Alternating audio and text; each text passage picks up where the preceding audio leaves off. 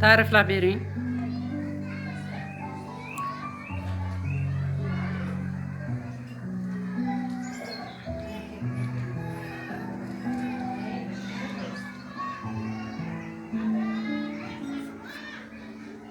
Geometrik shakllardan foydalanib, tabiatni tasvirlaylik.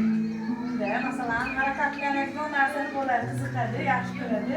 Savol-javob orqali masalan bolaga bundan 2-3 ta tayyorlab savol beramiz. Bola javobini topib, har to'plagan balida kelib maniga kartochka to'plasa, masalan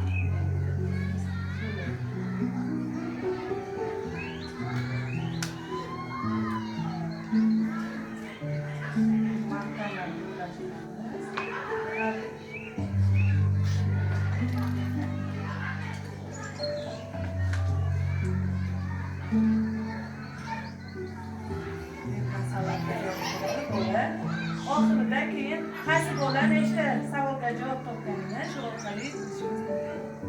Rahmat. Hamma tushundimi qizlarjon? Demak, yangi innovatsiya, yangi g'oya